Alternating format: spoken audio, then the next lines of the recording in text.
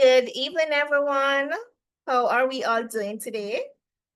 Hope everyone is excited and ready to have an awesome night. First, let me say a very warm welcome to tonight's meeting to our JMMB SME Empowered Mastery Business Workshop.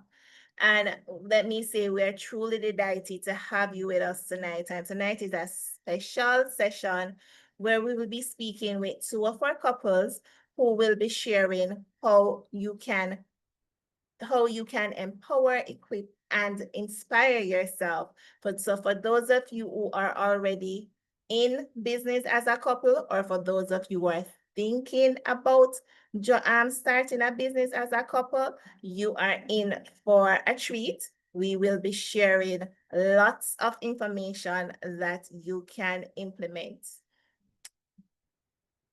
So I am Tanise, and I am one of JMMB's SME Resource Center officers, and I would like to take just a few minutes just to share with those persons who are new here tonight what the JMMB SME Resource Center is about. So first of all, we see ourselves as your partners. For us, it's about working with you.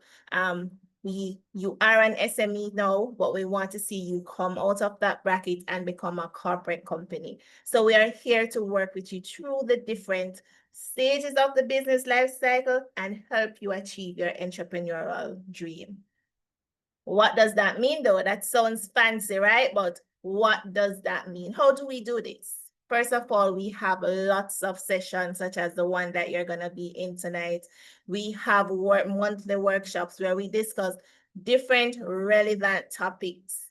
We start out by making sure that we know your business. What this means is that we offer free needs assessment. So if you are an existing client and you have not done one, feel free to reach out to any member of the SME Resource Center team.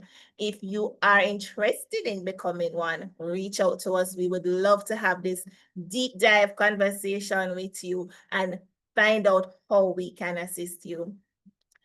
In addition to that, we have business development tools and templates that you can access through our resource center. We have a network of professionals that work with our clients. These are professionals in areas such as marketing, HR, business development. So areas that is relevant to the growth of your business. We have targeted in-house solutions. Of course, JMMB is a bank, so we do offer banking solutions. We have your bank loans. We have your certificates of deposit. We also have investment solutions, so our unit trust solutions for your long-term goals. We are a pension provider as well as we are insurance provider. So your personal insurance, your life, your health insurance, your motor vehicle insurance, business insurance, because we want to make sure that if anything happens to your business, you don't have to tap into those savings that you would have put aside in order for your business to continue. So I encourage everybody to do some research, speak to us about business insurance. So that's a little bit about what we do at the Resource Center. Feel free to reach out to us if you'd like to have a more in-depth conversation. But tonight, as I said before, we are here to discuss how, as a couple, you can combine love and growing your business. And tonight we have with us two of JMMB's couple who will be having a very candid conversation with us about how they're able to blend the two areas. We have with us, first up, McWade Security Services. And this is led by Wade and Michaela McWade. And they have been together for 15 years. And 9 out of that 15 years has been spent running their business. Combined, they have 35 years of experience in the field of security. And McWade Security Services offer solutions such as armed and unarmed guard services. They provide investigation services, quick response service, mobile and foot patrol. They provide security guard training, and they also provide escort and GPS tracking. So outside of what they're going to share today, if you are in need of any of these solutions, feel free to reach out to them. And our second couple for tonight is Dawson Family Pharmacy. Similar to the Rose, they have been together for a number of years. They have been together for 16 years. And they operate a pharmacy which started out in Mandeville, and they have expanded to the second city. They're now in St. James. Mr. Dawson has had over 23 years in his area of specialization, which is accounting, and Mrs. Dawson has had over 20 years experience in retail pharmacy. So we have two very strong professionals who will be sharing their experience with us tonight. And of course, while I am the host, we have our moderator with us, the Resource Center team lead, Mrs. Shawnee Duncan Fortner, and she is our senior corporate manager. She's an entrepreneur, she's a mentor, she's a lecturer, she's a business development. Not only does she head the SME Resource Center, but she also lectures at the University of Technology, and she has founded her company, STF Consulting. So with that being said, I am not going to steal any more of the spotlight. I'm going to hand you over to our moderator, Mrs. Fortner, who is going to take us through an awesome discussion. Shawnee, you can go ahead. All right, thanks, Denise. All right, good night, everyone. Good night, Mr. and Mrs. Rowe and Mr. and Mrs. Dawson. So thank you so much for being here with us. And I want to get right into it. And I'm going to ask you guys. So Mr. and Mrs. Rowe, let's get right into it. We heard about your business, but we want to hear a little more personal. So tell us how you met. Okay, we met whilst I was stationed in Spaldings, and I saw this beautiful young lady, and I decided to give her a call.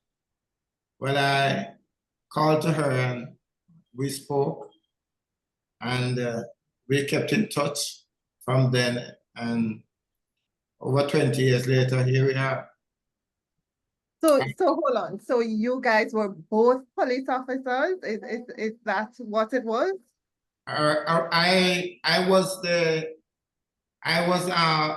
police officer while she was a civilian at the time. Okay. But when we decided that we are going to move together to challenge life, then I recommended the Jamaica Constabulary Force to her. And with our plans that we put in place, it was working until responsibility came a little higher. Right. We are now, we got kids and we have to make sure that they go to the best school. So, you know, things then began to get a little rougher. So we had to, you know, decide what we are going to do to give our children a better future. Okay, gotcha. Understood. I get that. So you had to try and navigate and see what would be best for your future and how you'd move forward with that. Definitely. Okay. All right, Mr. and Mrs. Dawson, how did you guys meet?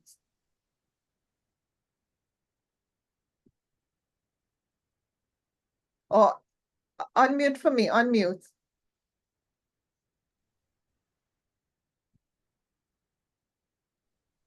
Why is it? Yeah, go ahead. Are you hearing me? All right. Yes. So good evening, everyone. All right. So as I was saying, you're probably going to hear more of my voice than Mr. Dawson because he's a little bit on the reserve side. But we met through a mutual friend. I have a colleague who is a pharmacist, and you know, she's my friend, and she was also a friend of Mr. Dawson. And so we really started out as just being friends. You know, we would all go out to dinner, you know, to the movies. And so it was very casual in the beginning. So I believe that what we built first was a friendship. And, you know, later on, you know, having those conversations, and I believe realizing that we were both single. And, you know, I can't forget that day that I saw him with his youngest brother. And he had his brother on his shoulder. And I think for me, that is when I saw him in a little different light. You know, I saw him as a father figure. And it created a shift in my mindset. But I know that he maybe had a mindset before that, you know, based on what remarks my friend would have given to me. Like, for example, you know, when he came to the pharmacy, he would have given her feedback that, oh, I saw Keon today and she's looking sparkling. And, you know, and she would be like, then what's going on with me? You know, so I believe from that conversation, you would have a little idea that, okay, you know, there's something there, but it really started out as friendship. That's how we began.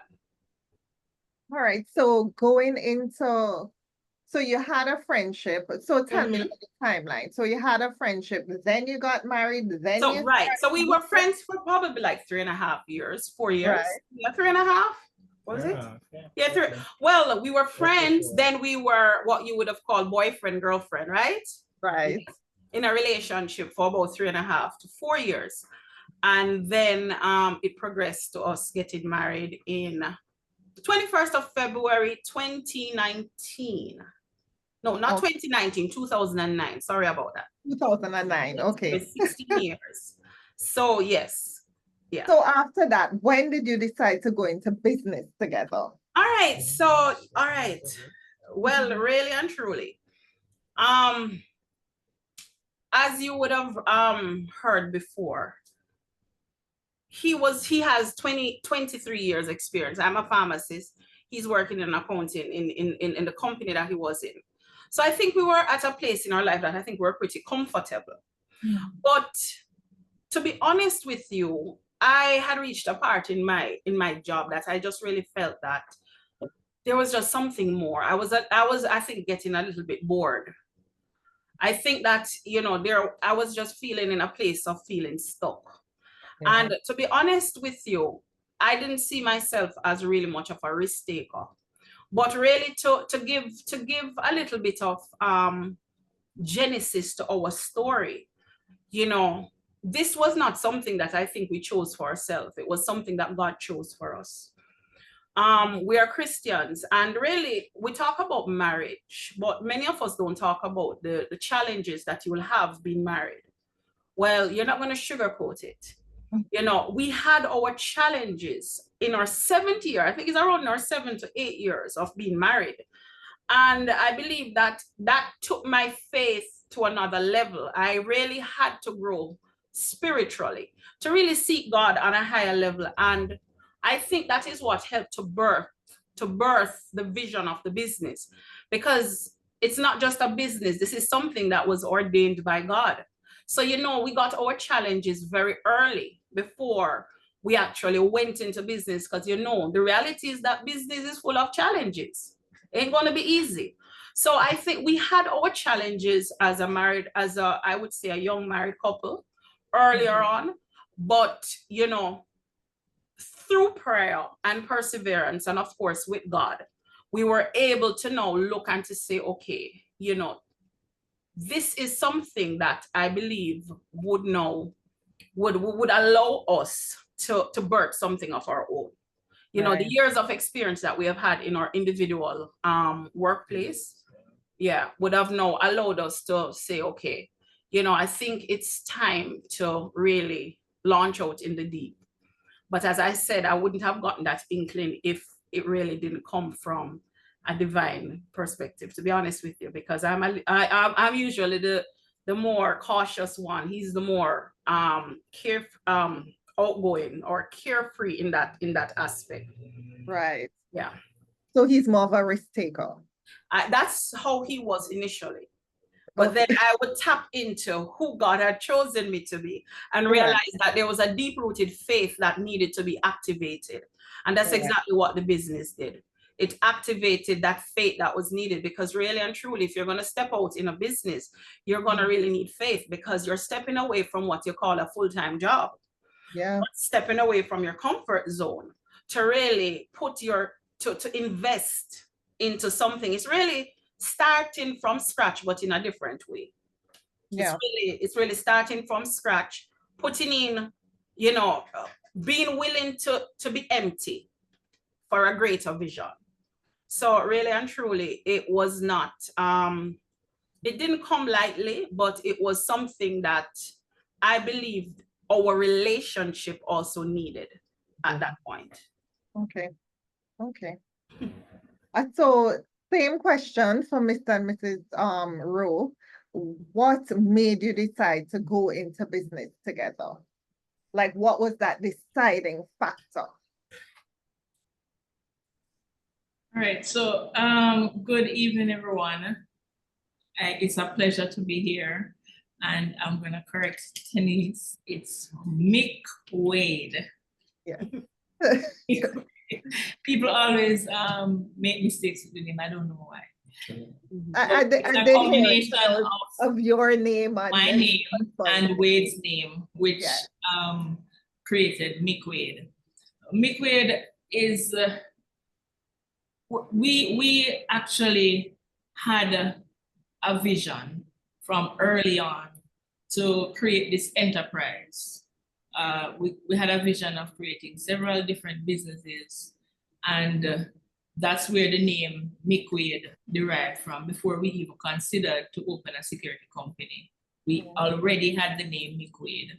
As a matter of fact, my email address was created by my husband about 20 years ago. Yeah, about 20 years ago, and the email is still Mick Wade. So when we, as members of the Jamaica Constabulary Force, and for those persons who have family members in the JCF and have experience with the JCF, they can tell you some of the stories. It's not an easy organization to be a part of, as it relates to the challenges that you normally face day to day. And then coupled with those challenges, that financial burden that you face, to ensure that you can provide efficiently for your family.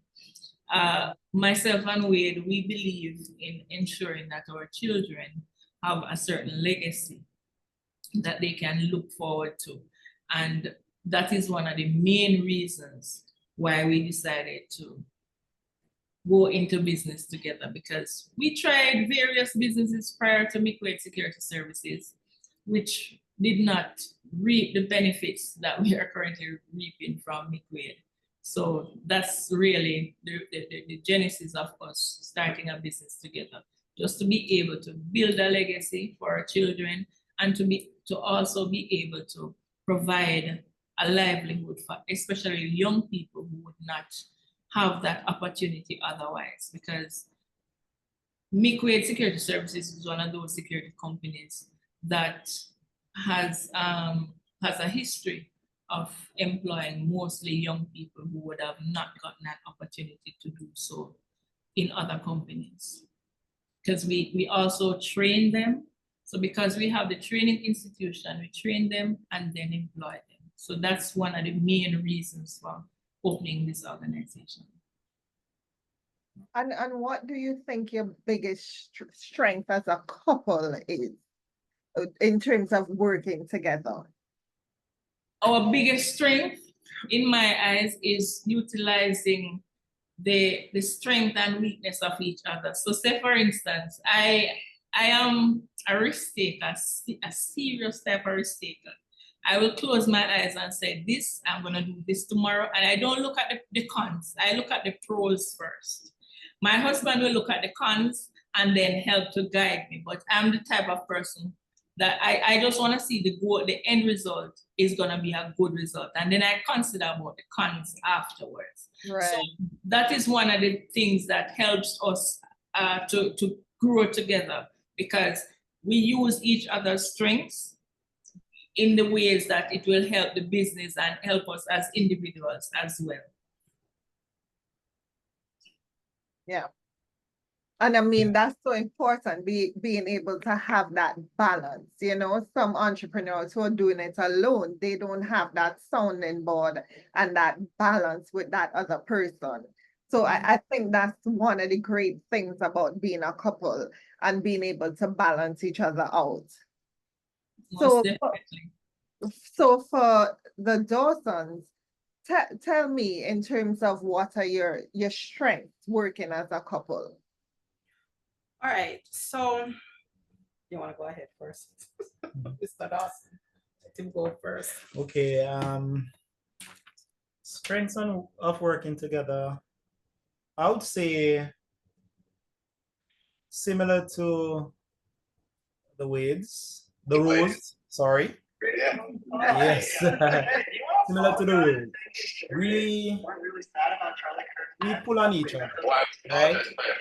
She is pure faith. I basically look at what is in front of me, the figures, and where it's going, where it's trending, right? So she will decide to tomorrow morning say, all right, we're gonna do this. And I say, but this isn't practical because how we look here, how are we gonna be able to finance this aspect, right? We will have our little toddle, and then she'll go pray over it and say, all right, this is the way. And I say, all right, I say what I have to say, and that's just it. So for me, that's the strengths and weaknesses where we're both at. I look at it like a relay. And when you think of the aspect of a race and a relay, you think of that person getting the baton. And I believe that when it comes to the baton part of it, the vision or pushing the vision along, which is needed, which faith is really needed, that's where I come in. So I will start the race, let's say it this way, and then Mr. Dawson finishes.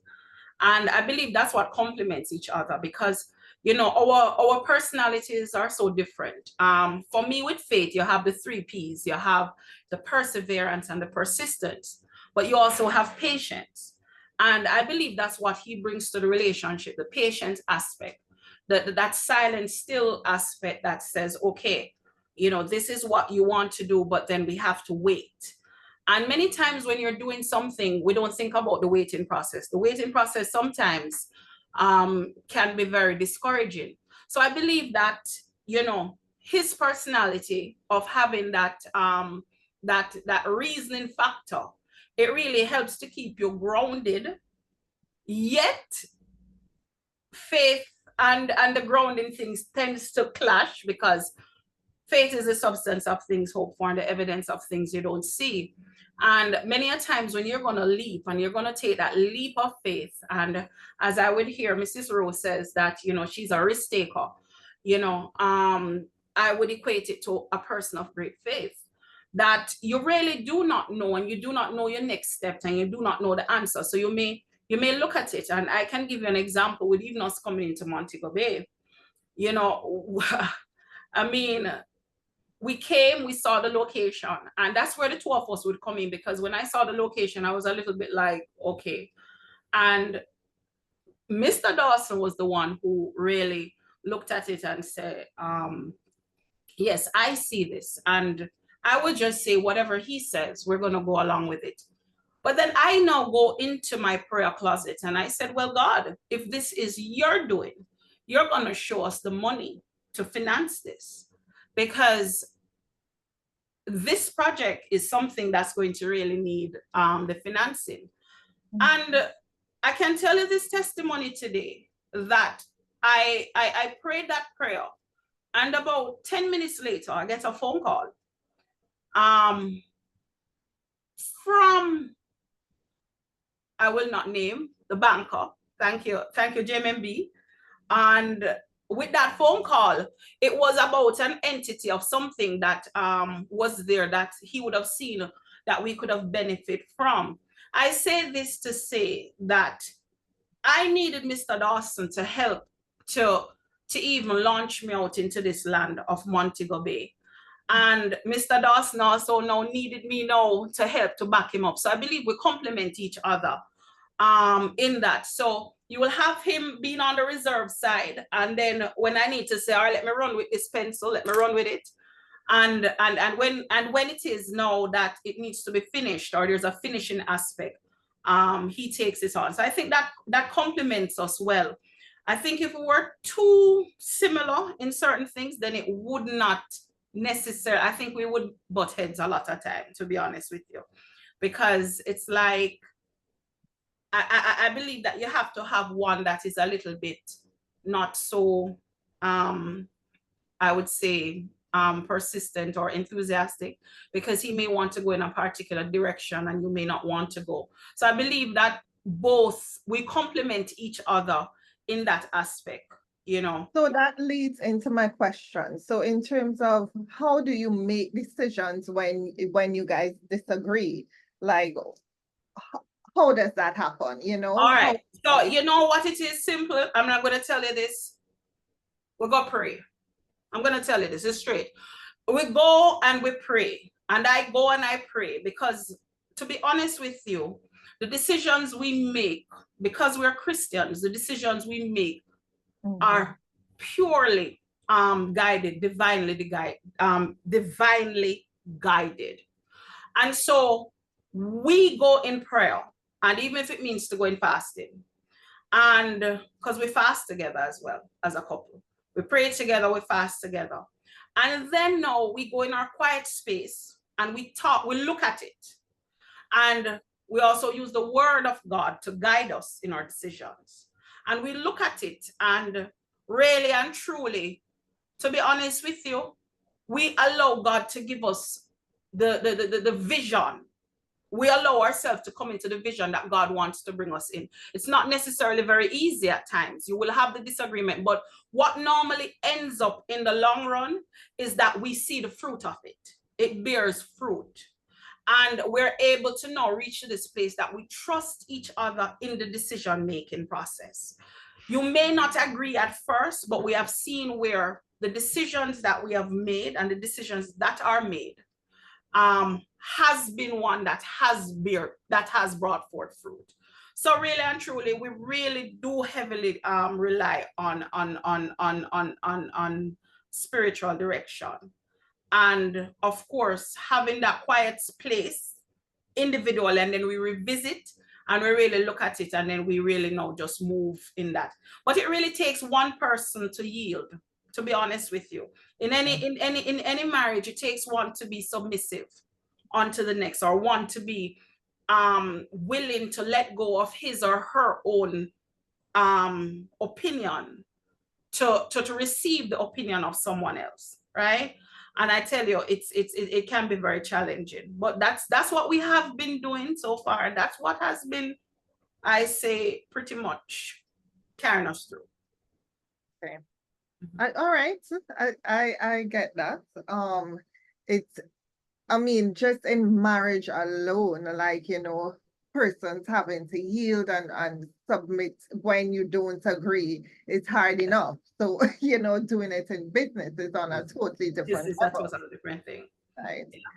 So, Mr. and Mrs. Rowe, tell me how you guys come to decisions when you guys are not in agreement. What do you do? All right. So as we mentioned earlier, we use each other at our own strengths. So as Mrs. Dawson said about yielding, if a decision is to be made in respect to something that I know that Wade normally makes a better decision in that area, say for instance, it's an operational decision, or if it has to do with money, he might say, all right, whatever you say, but I don't agree. Or I will say, well, if you say so, but that's not what I would do. But the fact that I know that when he makes decisions in that particular area, he would make a better decision, then I would normally just say, okay, you just take care of this aspect of the issue. And the thing is that it does not say that each of us has to be right on the first turn. but we give each other opportunity to see if the idea that we come up with, we normally listen to each other, weigh I especially weigh the pros and cons, and I will tell her, okay, remember now, if that is done, you know that this and that is going to happen. So are you still willing to go that way? And she would say yes. So we say, all right, then let's go. Because that's the thing with us. We kind of believe in each other, you know. We have faith and ourselves as Christian, but our personality is that we have a need to make a difference, and whatever idea that we get, we are gonna have the faith and run with it as long as we speak about it. So that if something comes up, I would say, remember I told you that this is going to come up. And remember I told you that that is going to come up. So we know how to deal with it. We know how to deal with it when it comes. So that level, that communication has to take place. Yeah, so most of the times, it doesn't matter what the decisions are. We once the decision is made, we support each other, and we go at it with full faith. Now, not looking any sideways. We just say, look here, we're gonna deal with it, and we have faith that yes, it will work. You understand? And we have seen wherein we have done a lot for especially young men. We have men that we groom to eventually join the Jamaica Constabulary Force, the Jamaica Defense Force, the fire department, and move on to other places, even overseas. And they would, from time to time, even just last week, one of my workers, he's a policeman now at the Mandeville police station. He would come and call to me and say, you know that I'm here. And I'm saying, yeah, man, remember that we know that's why you left. You understand? So we just work together, and while we might have a different of opinion as it relates to, as she said, operational things. But when it comes to the money, when it comes to the running of the business itself, the administrative, I just tell her, go ahead. Because she handled that part well. You understand? And her work ethic is, it cannot be competed with. So, I have a lot of confidence in her. So my duty is always to let her see what is out there as it relates to whatever plan. And then once she sees it and decides, okay, you still want to go and get it, I just give her the full support. Yeah. I mean, I think you kind of touched on it in terms of, having rules for how you communicate during high stress situations. So I think you were saying, like, where the person's strengths are and what they're good at, so you'd let them take the lead, Definitely. Yeah. So is there anything else that you do? But I think I got that out of it. Yes, we know each other's strengths are, and we allow each other to work at the strength. Whenever any idea comes up, though, we would normally discuss the idea, and while my wife would say, okay, I'm going to get there, and she does not think about the hurdles that she would have to climb to get there, and I would just point out those hurdles and indicate to her, are you ready to go over all of those hurdles? And then she would say, yes. I would say, okay, let's go. You understand? That's about it. We also ensure that we have meetings with our team. We have a meeting with our team. We try to get information from other successful business people, and if it works with our business, then we normally utilize the idea. All right, thank you. All right, so Mr. and Mrs. Dawson, let's get into like the financial aspects. What financial lessons have you learned along the way? Okay, you want to start? Or all right, financial lessons. All right, one very critical thing is having savings for your business, because we're in an, what I would say, unstable market at times. And we're also in the Caribbean, and you'll have certain little times that you have like a hurricane or any little thing like that, but you need to have some emergency funds set aside. Just like you would have done it personally.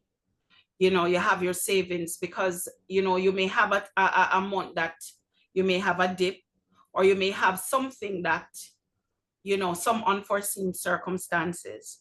So it's very important for persons to really have savings for the business that they can use at any part in time to help to stabilize whatever inconsistencies may occur. Cash flow management is also critical. That is something that Mr. Dawson, elaborate on that. I'll give you a little tip. Elaborate on cash flow. You love talk cash flow, you know, so give him the cash flow part. You should be taking over this conversation. Cash flow. Cash flow is very important within an entity, right? Because without steady flow of cash, you will not be able to meet your obligations timely, right? So you're gonna find yourself probably not being able to pay a particular bill this month, forego it until next month. And it's good to have a relationship with your suppliers in that regards when it comes to limited cash flow, right? Because you need that understanding and that personal touch for them to help to work you through those constraints that you may have, right? That you may have at that time. Yes. Creating a budget. Yeah, budgeting is important also where a business is concerned, because that will help you to manage your expenses, right? Yeah. Yeah, and you also have to look that if you're looking, it's just clear cut. You have to spend money to make money, right? You really have to invest in your business. You have to invest in, I believe, in things that persons would even look on that they're not going to invest in, right? You have to invest in proper workforce. You have to invest in your inventory. You have to invest in even marketing. You know, there's so many different aspects of your financial management that you really need to look into in order to really be competitive, to be able to supply the demand that may come to you, and to also ensure that you know, you are also producing or being able to satisfy your customers or to deliver that service to your customers. So I believe that financial planning is in fact critical, and I think it is the aspect, it's one of the main aspects of any business. It's what really drives you. It is the sustaining aspect of any organization. And so finances is something that you really have to really look at and really to sit at, and even to really look at areas in which you can also save or cut back. Because I think many a times, one of the things that I have learned is that when you see a whole lot of cash, you may be tempted to go into I would say a whole lot of different ideas. You may look to say, okay, this is what I'm going to do, or that's what I'm going to do. But you really have to really sit down and really to look at everything, because when it is a lot, when you don't really, you have to really look at your expenses. You really have to look at what your expenses, your overall expense is, and at the end of the day know that you're able to cover your expenses, and at the end of the day put aside something. And also if you're looking to do investment, and if you're also having certain goals or visions for the company, then you know that a healthy financial statement, hello bank, yeah, a healthy financial statement is really critical. That's really what you look at, you know, to look at the viability of the business. So financial lessons that we have learned is that you have to plan, you have to budget, you have to save, you have to monitor. You can't, you know, you have to know that, you have to know where to invest, where to save, where to pull back. You have to know that, listen, if the electricity bill is doubling, you know, you gotta cut it back there. So it's real things. And it may, some simple decisions that you make can actually cut loss or decrease loss. And I think that is something that many a times we don't pay attention to in business. You know, that's what I'm saying. If you're comfortable and you're there and you're making money and everything is all cushiony, you don't see these little leaks or these little loss that you are incurring over time, because it's a dripping loss, you know. Right. But what you get to do now is to look at these things and said, oh, but I didn't even realize that we were losing money here. I didn't even realize that if we did this, then this would have now been a better decision. Or even looking at your suppliers, a simple thing, looking at your suppliers and who you're purchasing from, and recognizing that, oh, you may be not normally just comfortable with this distributor, but you don't really look at the other price or the other deals or the other things that are being offered because you're comfortable here. So I recognize that, you know, you really have to when it comes to the finances, you really have to look at areas. You have to look right across the board, areas that you can really save, areas that you can really crunch the figures. As I said, if you don't have a situation, many a times you will overlook those things, right? You'll overlook it. But yeah, that's basically it. Okay, so a follow-up question to that is in terms of both of you are in the business, you know, you have your family, yourselves to support. How do you make a decision in terms of, do I reinvest into my business, or do I spend on a vacation, or you know, so how do you balance that? How do you balance that decision? Mr. Do you want to say that? Well, for me, I normally deal with the business side of it, reinvest. Yeah. Right? Because at the end of the day, the business is what is this is the sole income where we are concerned. Yeah. The business will be the one that is paying for that exclusive vacation that you want to take, right? So I would say you let the business put whatever you have in the business, work it, and let it generate enough income that can sustain the business and sustain your lifestyle. Yes, that is the scripted. That's the best answer right there. But for hello, the woman that lives by faith, that when it says, listen, you know, you have to sometimes you have to go outside of what is, and this is where we have our little thing. You go outside of what is a little bit normal, because if you sometimes wait to see the figures or to do that to really live in the moment, it sometimes never happens. You find yourself paying your suppliers, paying everybody else, tax, everything, and you end up every year never getting that done. And so that's where the faith comes in, that we may not see the figure, but we serve a God that says, listen, works without faith is dead. So put in the work and I will add it up.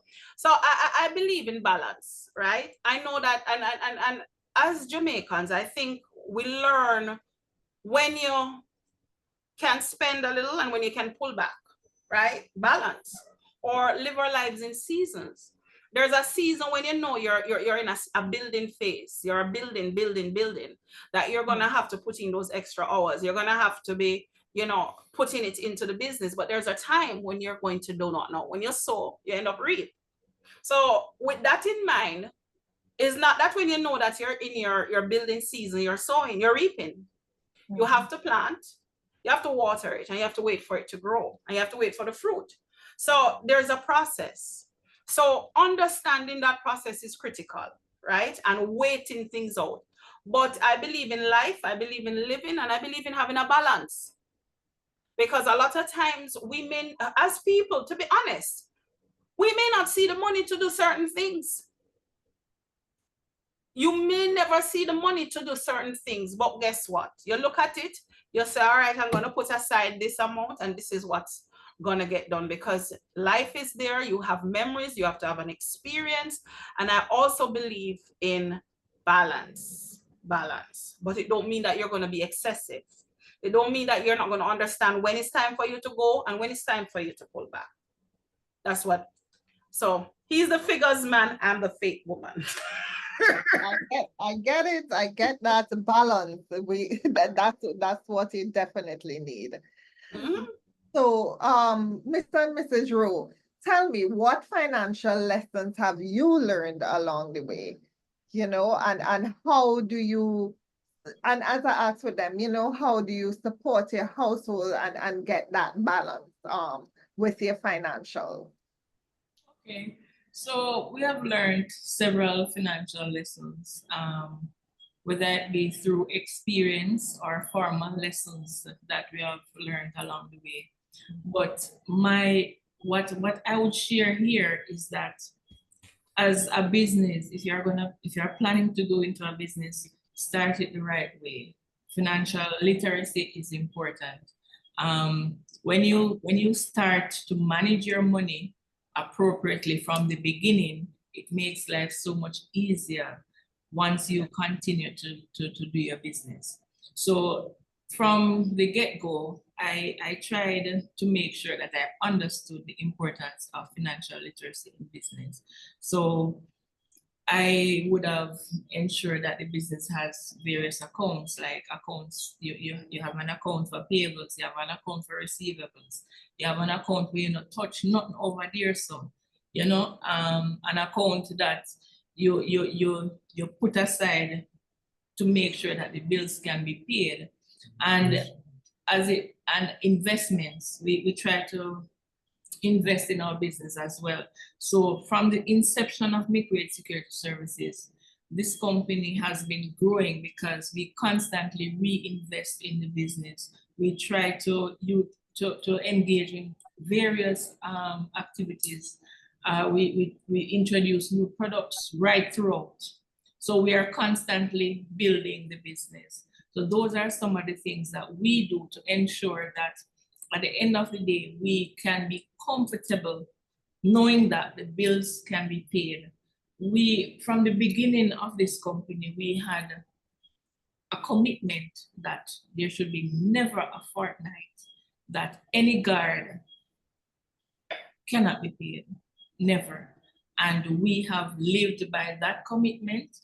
And the reason why we are able to do that is because of the strategies that we put in place to ensure that we can constantly pay our bills and be comfortable. As it relates to taking care of our finances, our personal finances, and I am the person who holds the purse. So I make sure that we both have a salary to take care of our personal needs. Yes, you do have a salary, but I soon talk to you about it. So we make sure, well, I make sure that individually we have a salary, and the salary is what is supposed to take care of our personal needs. So we are not gonna be touching the company's finances to take care of, okay, I wanna go on a vacation over there. No, you take it out of your savings, out of your salary, and you can do that out there. Yeah, that is how. You will take it out of it. So that is how we try and manage the finances. And I try not to learn from making mistakes in finance. I minimize making mistakes, especially in that area. So I don't do spontaneity with money. No. So And I mean, yeah, I think you brought up something very important, the salary part of it. yes. So many entrepreneurs, persons who have business, they do not take a salary for themselves. And that's how they bleed their business. So they're like, okay, I'll just take this because I need this. But then you have to know how much your personal life costs you. And Yes. if the business is able to sustain your personal life and if it's able to also run. So I think that's a mistake that a lot of entrepreneurs make, not taking a salary for themselves. And Yes, I and think that's a perfect way to that's the best way to manage, not go, okay, this needs to be done. I have to go in the company's coffers to do it. No, you have to strike that balance. You have to do it from early. Initially, when Liquid started, we were not able to take a salary, but what we did was we tried to manage our finances outside of going into the business money, right? Until we were able to start taking a salary. So, I mean, that is something that persons will have to look into, because not only for your own personal and business well-being, but later down when the audits, when the time comes for the auditing and all of these things, and you need to give account for 200,000 that you practically, probably you spent it in the business, but you didn't even ensure that you have receipts held to make sure that you can account for that. So you have to understand that you have to put things in place from early so that when that time comes, you're able to account properly, because it will come to bite you if you don't practice the principles set out as it relates to money management. Yes, and when we say that we depend on each other as it relates to us, the strength of each person, I don't even touch because I know I'm not good at it. I'm not even good at handling my money. So she does the handling of the money to ensure that when we want a vacation, the money is there. You know, because sometimes I would say, look here, let us go and buy that. And she would say, no. And then I knowing that, yeah, she's the one that handling the purse and she wants to be responsible. I allow her to be responsible and go against, my little wants more times. You understand? Because in the long run, it works out better. So not because I am the man. I'm not going to say that I am going to angle the money. When I know that I have a weakness in that area, when my fellow past police officers come and see me and say, oh, God, and I will just take out time. And then by the end of the day, we say, and so much money you give away? You understand? So my wife does not give me much cash to work with nowadays. And I can understand why. Because it's working better now for us. Because I am able to save more now. I just walk with a little pocket change and and my credit card and that's it. So we have to be, as partners, we have to be smart enough to know which is better at what and allow that person to do what they do best. And if both partners have similar weaknesses, find independent ways to deal with it so that you can ensure that you build a legacy for your children and their children. And that's great that you brought that up. So if you guys do have the same weakness, have you ever had to bring somebody in from outside to deal with a certain aspect of your business? Because both of you were like, no, I need that additional help, even if it was a mentor or, support. Well, we don't believe that we are perfect in any way. So we normally seek advice elsewhere, and we also invest in employing people who we believe are competent enough to manage certain aspects of our business, because we know that both of us alone cannot do it, especially where we want the business to go. We have to ensure that we have competent persons to come in and assist us. So yes, and that is why I would have brought up earlier about consulting with our team members, because I know that there are times, say for instance, myself and Mr. Rowe, we are very lenient when it comes on to persons to be employed. Sometimes you find that you have somebody who you call them a rotten egg or a bad egg, and then go on and come back, sir, beg up me and beg back the work, whatever. And because of our leniency, we tend to make unwise decisions in that area. So we will lean on my administrative managers who say, no, miss. And I don't take offense to it because I know that she is guiding us to make the right decision. So that is important too in business, to understand where your weaknesses are and to give other persons the opportunity to help you to manage your business so that you can reach to where you really want it to go. But the thing is though that it is always an agreement between us both. You know, we look at things because we are big on communication. Because I said nothing works without it. So we will communicate on everything. And if we decide, okay, all right, we're going to need some advice on this, or you know what, we're going to, hello, Miss or Mr. What to deal with this situation. You understand, based on probably technical of the situation. So we always have to be thinking and communicating so that we can make the right decision. But it's never a situation where, you know, I am going to bully or she's going to bully me to say, you know, we talk it through. And even sometimes, even though I may disagree, you understand, I can say, okay, all right, I don't believe it will work that way, but since you try it that way and see if it works. And if it does not work now, we come back to my suggestion as it relates to how we should move forward. So, you know, we are not at loggerheads with anything at all. And I being the more wiser one, because, you know, they told me that a happy wife is a happy life. So, you know, I just know how to be, you know, level-headed at all times to ensure that the business continues in a positive direction.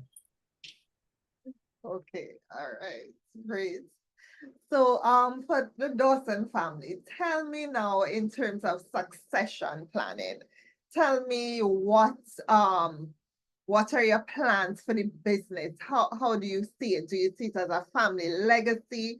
What are your goals in terms of where you want this business to go? Okay. Well, generational. That's where we're going. You know, that's the vision. The vision is, generational. I believe that in life, many of us have to start from scratch. We have not come into inheritance or have been so fortunate for some of us. We have to start from what we call ground zero. Not necessarily ground zero, because for some of us, you know, our parents have afforded us an education. But the vision is really, and this is what is critical, because when you are building something generational, what end up happening is that you have to, there's a little process in it, in terms of everything from the stage. So you're building for expansion. That's it.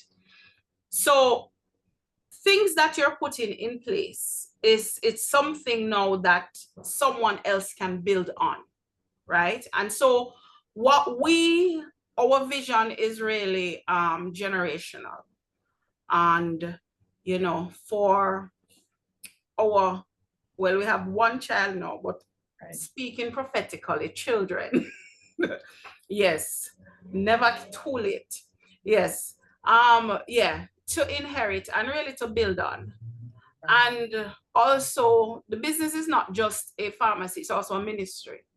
as the Rose have spoken, you know, about molding young men and preparing them, and just giving persons that chance in order to put them out to be like a bridge, and we're in a similar way as that. So I believe that we're not looking, well, let me speak.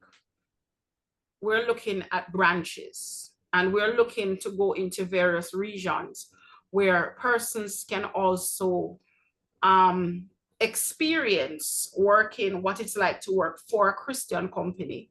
And also, and it's not only to employ Christians, no, really and truly for them to have an experience, because we have worked for other persons. We have worked, and I believe that in what we have experienced being employees has helped us to be better employers, right? And so, you know, the vision is really expansion in various areas, but also something that we can leave for that next generation to build on. So we are always having the vision to build on the next bigger, the next better, the next, you know, that's where it is. That's where the vision is. The vision is always going higher and higher, you know, and trusting God that, and it's not just only one, as I would say, as I agree with the Rose, that it's not just about, oh, Mr. Dawson and myself. It's really about a family. We're called Dawson Family Pharmacy for a reason, because we cannot do it on our own. You know, we need our employees. We need persons around us to really help us to propel or to launch us in that area. So likewise, even though we're building generationally, and you know that, okay, this is for your children, it's also for that next generation to come into and to really be a part of it and to build on it. So, you know, I would say we are a part of the family of God. And so we also partner with other persons to help us to get where we ought to go. And so I don't believe the business is only exclusive. Yes, it is what it is, but it's not only exclusive to us. It is something that, as our tagline is that chosen to serve and bless. So it's not, oh, we're going to be blessed and we leave others behind. It is for all to grow, for all to reach to where they want to go. And if it's just a stepping stone, then it's a stepping stone to your next dream or vision. So if it is that we have a pharmacist employed and she or he hopes to own their own pharmacy, then we can position such an environment that can help them to launch out into their own when they're ready. You know, it's really just to really help persons and to really help persons that need that push or need you know, that next thing in life. So we're building security. Yeah. So yeah. So what we are building is in fact generational. Wonderful, wonderful. So in terms of the Rose, let me hear about your succession planning. I mean, do you think is it something that you're leaving for your kids? What does your legacy look like? I'm hoping. Yes. Okay. Yes. For us, we need to change this generational, what I would call curse. You understand? And this is one thing that from day one has caused us to be always looking to try some business that will work so that we can leave our children with something that they can, you know, something that they can go and survive on. Based on how we are business, how we are always talking about business and investing in our business. Our son, who is now 18, he has started his own business. But he also works with my company. And we teach him the day-to-day running because he doesn't want to continue school before a class. He says he'll do the online thing to get what is required, but he wants to make money from now. So we have gotten him in the mindset, you know, to know that, okay, yes, we are running a company, and this company sooner or later will be handed over to him. You understand? So we're giving him all the experience that we can give him as it relates to running a business. You understand? And as I said, he's running his own business as well. You understand? So he works with us from 8 to 3, and from 3, it's his business. You understand? So the fact that he's business oriented and he's honest, I believe that we are on way to ensuring that the generational curse is broken. Yeah, and that is definitely important because as Mrs. Dawson said, you know, not everybody comes from wealth, you know, and it has to Yes. start somewhere. Yes, you know? indeed. Right. So I mean, and you guys are able to start it and able now to pass it along to the next generation.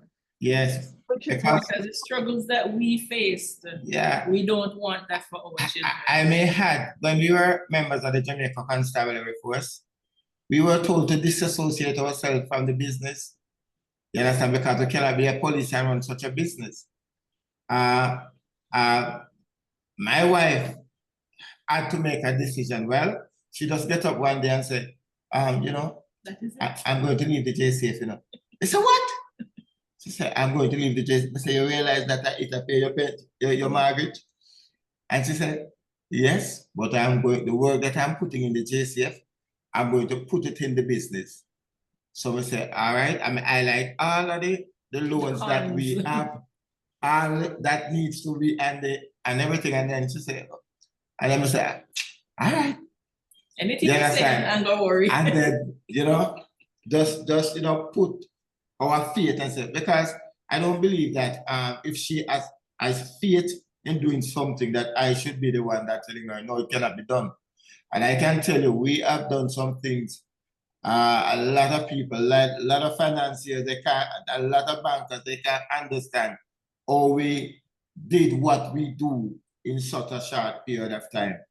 But it's one of the things that I believe, though, is that God is always in our midst. In everything that we do, we make that a part of it, because every year end we would have a church service and an award ceremony, and where we would award the best workers. We'd also sometimes give some of them, the top of the top, give them a day at one of these top all-inclusive hotels.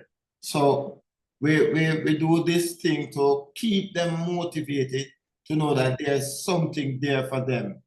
And what we do, we don't think of, because we come last, and these things, because as I said to my wife, and we have said over and over again, it's not about us anymore, because these guys are depending on us to make the appropriate decision to ensure that they don't have to go anywhere else to find their food. So, you know, we have to just keep on thinking of new ways to make money, to invest, to ensure that we continue to gain clients and continue to give that service which is different from they would have experienced. Security service because they are used to. As our motto says, With the security company of choice, providing quality services others can only promise. and we mean that, and we are so proud of some of the people that we employ. They are now buying houses, buying cars, you know, and achieving those goals, and they would come to us and say, why, bossy, you know, me house finish, you know. And I remember one come to me and say, you know, so I work with one security company 25 years. I said, no, I may come here, I may not even there 2 years old, I may finish the house. And that Because is what gives us the joy yes, to do what we do every day. so we not only we encourage them. Those who are slow, we call them in, ask them about their life, what is happening with them, and what they want, and how long they are going. And some of them we have to say, look here, you need to go and do that. You need to go and do this. And we partner with art as well to train them, you know, business administration, level 2 and 3 industrial security, and everything that comes along that I believe that would make them better persons even after they leave, then we will do that. So it means a lot to us to be contributing to society to make these young men and women have a better life. Yeah, I think that's where the real joy and the real fulfillment really comes, you know, when you're able to help others and to help them build their own lives. You know, as you said, the person was working somewhere for however long, and then they come to you and they're able to build. So that's what it's really about, for sure. So I have a question from the audience. Somebody wants to know, how do you know when to scale a business and what factors to consider when expanding? So how did you know, okay, this is the time now that I need to expand my business, as opposed to, you know, staying small, but moving to that next level? How you know when to expand? All right. I'll take this one. Okay. So when you have started a business, scaling does not necessarily have a timeline to it. It can be that you start today and you start to scale tomorrow, because scaling has to do with, all right, so you have a business and there's a strong demand for your service.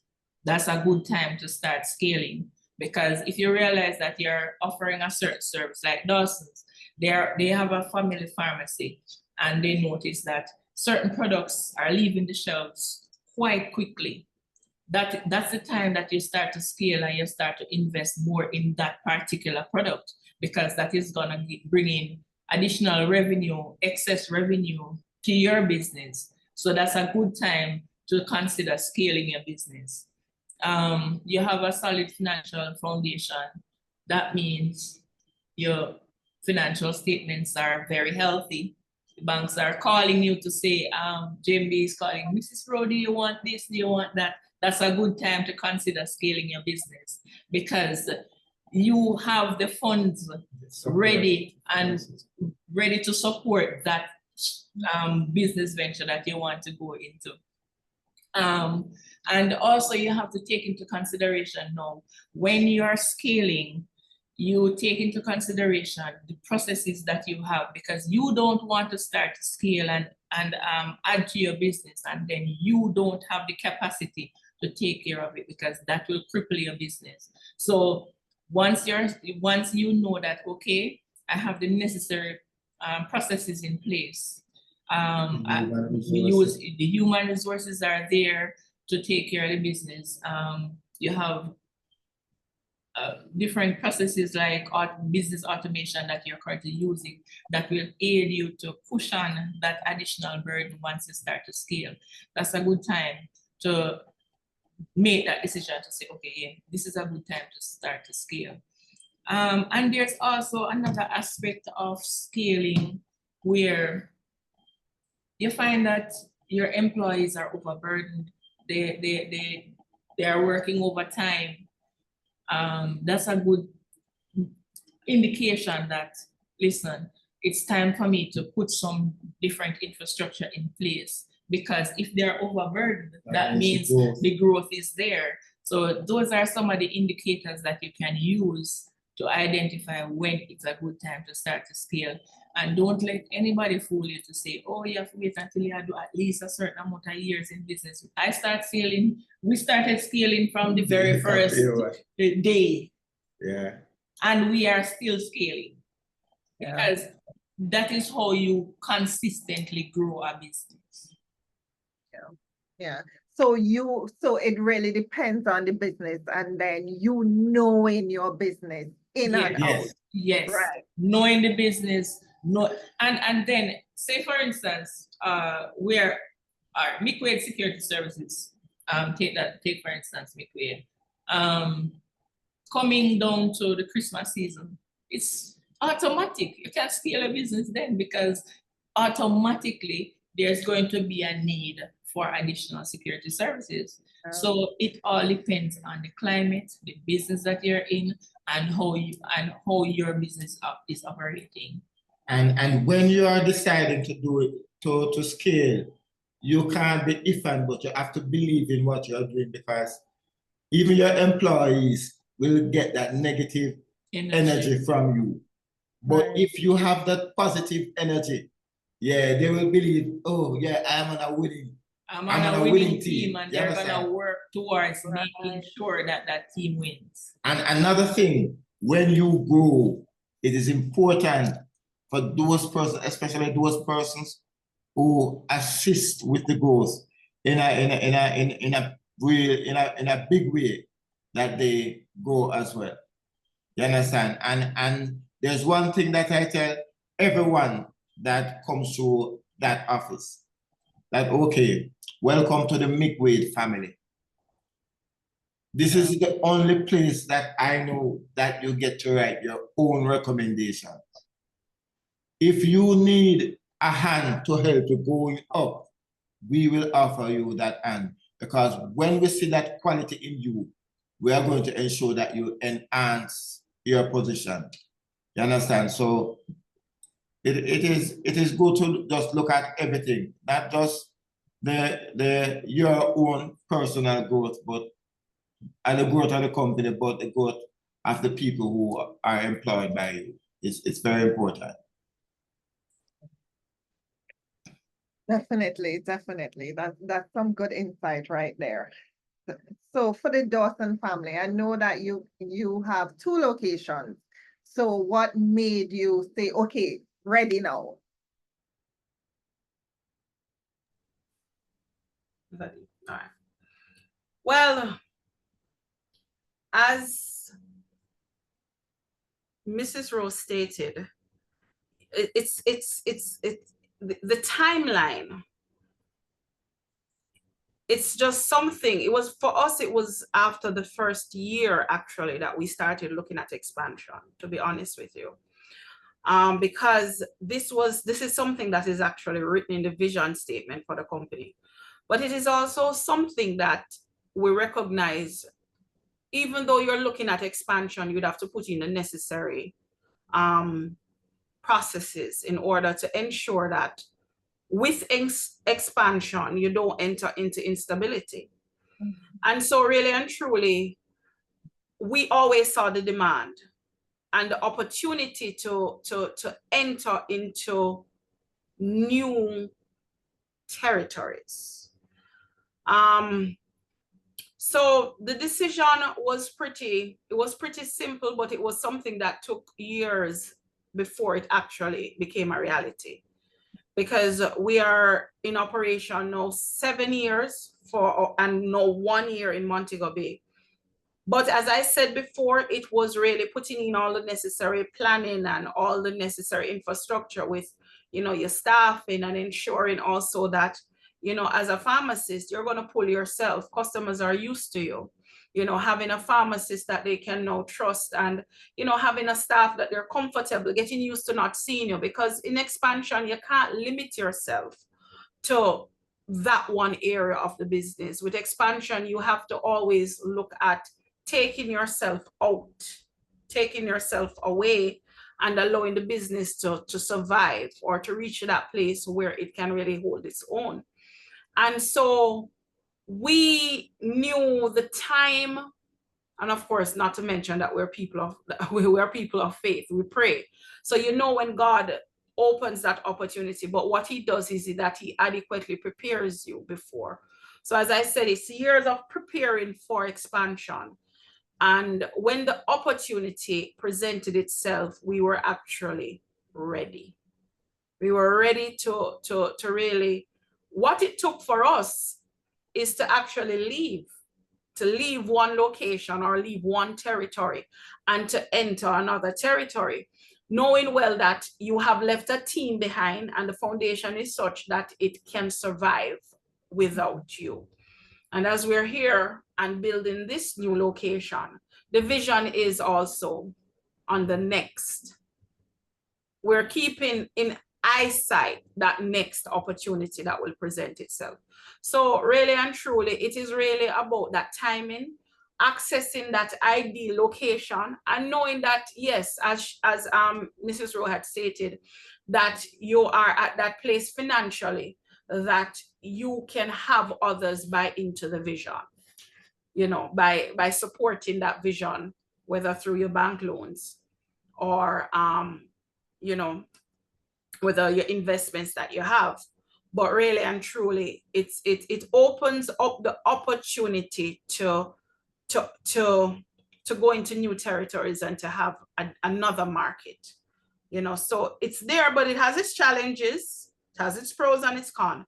But the timing, 6 years, because it was last year, 6 years, it was the time. It was the time. And even now, with what we are seeing, we're confident that it was in fact the right time and the right decision.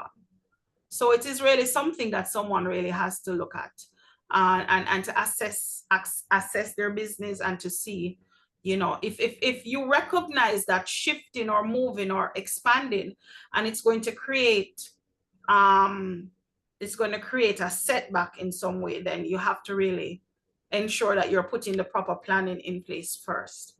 But I am a key believer in really expanding and also a business being viable without you necessarily being in there, recruiting the relevant professional or persons that can allow your business to be viable.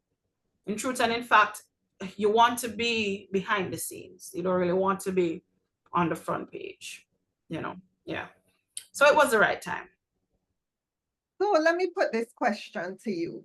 Tell me, what advice would you give couples thinking about starting a business together? Okay, starting a business, that keyword at the last part, together, is very important, because a business together is really a relationship, right? So your relationship really needs to be at that place first that you can decide that, listen, you know, because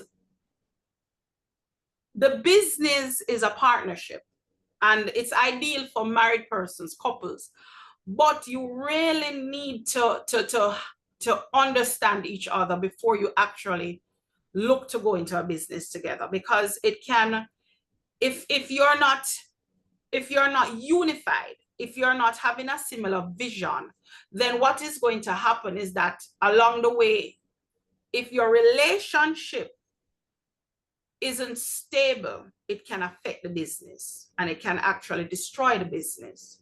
So the advice I would give to someone is to ensure that whomever you're going in a business with, whether if it is your husband, your brother, your sister, your uncle, whatever your partnership is, ensure that that partnership, that is someone who you can really communicate with. You have that understanding. If it is a belief system, on a share similar belief, let me be clear, be similar belief, because the truth is, if you are of a particular belief and I'm of a particular belief, it's not going to work. So you have to know who it is you're getting in that partnership with, because a business is going to need both of you working together as a team. It's going to need communication. It's going to need the times when, you know, things get rough and tough. You need to pull through together. But if you're on one side and the person's on the next side, then it's gonna fall apart. So you have to have a made up mind to work together. And working together, as I would hear Mr. and Mrs. Rowe emphasize, is that whatever characteristic they have, it is a synergy, you know. Yeah, it's something that, you know, that allows the union to grow the business. So if it is that you're not in that relationship, you're not seeing that level of stability, then you have to be very careful, because a business, it leaves you very exposed. You know, it's really, there's really no hiding around in a business. It's really, as Mr. Wade would, Mr. Rose, so sorry, you would now have the amount of the purse, the business purse, or your purse, you know, your wife, you know, helping you to better manage your purse. Are you that person who is willing now to go in a business with somebody? Are you willing to be that submissive to that next person? Are you willing to, you know, a lot of time give up your right that the other person can go through, or, you know, so it's a lot of things. But I would say you have to ensure that first you have that relationship that you know can really endure and stick it out. And I would give it the thumbs up, because I believe in anything that we're doing, partnership is good. You know, it's not only you relying on your own self, your own ideas, your own way, but also allowing yourself to be vulnerable, to allow that individual, whatever they carry, to help to balance you out. But just ensure that whomever you're going in business with, you know, that it's I think the reason why a marriage and business may somewhat work is because you've taken on that vow, I believe, you know, for better or for worse, you know, and you know, you will have the better times and you will have the worst time. But for whatever it is, that when you take those vows, you're looking to build a life together, you're looking to build a future together. So why not partner that in with, you know, goals or visions or things that you would want to have, you know, working together to build a future for not only yourself, but for your children. So Right. that solid relationship is really critical. Yeah. Right. So, Mr. and Mrs. Rowe, also, as we wrap up, I want to hear your advice that you would give. And with your advice, I want to know if you would choose to do it all over again. Okay. All right. My honest belief is that if you don't have a solid relationship, I'm not even going to say that if you are not married, because not all marriage have a solid relationships. If you don't have a solid relationship, please do not take on the additional stress of business, because business, money, make enemies of best friends. You understand? So if your relationship is already weak and you're going to put business in it, I can almost guarantee you that it will not work. Because people will have different ideas as to where they want to go, and there's no real commitment to say, okay, well, if Michaela run off with the money, but at least them all right and so forth. You understand? You know, you have to have, you know, a lot of questions, and those questions can be easily ticked off and you're satisfied at the end. But if you don't have a solid relationship, don't enter business. You understand? But if you believe that you have that solid relationship, then your communication is up there, because I tell you, nothing works without communication. And if by virtue of your communication with your partner, you realize that it does not say that you have to be the same, but both of you have a willingness to ensure that your relationship works. And that's the same thing that will be added to any business that you start. You understand? Because now you don't only have one reason, you have two reasons. You have the relationship and you have the business. And because you already had what it takes to ensure that the relationship can work, yeah, it's highly likely that once you're smart and you communicate well, and you don't fall prey to your ego, then things can work. Things can work. And if we do And if I had the choice, even though my wife take all the money, I will do it over and over and over and over again. I love that. I love that. So, I mean, we're wrapping up. we're right on time, you know, for the end. Dawson family, tell me, would you do it all over again? Yes, I would. All right, that's what I wanted to hear. All right, so I want to thank you guys. You are two beautiful couples for being here tonight and for letting us know that it is possible to do love and leisure together, business and marriage. So I want to thank you for being honest, for being open, and coming on to the platform to be able to help other couples who are thinking about going into business together. So thank you so, so much. You're welcome. Thank you. It was a pleasure. Good You're night. most everyone. welcome. You're most welcome. All right. Good Bye, night, everyone. everyone. Thanks for coming, and thank you, Shawnee, for being an awesome moderator. Thank you. Good Right. night, everyone. Good night. Good night. Bye. Good night, everyone.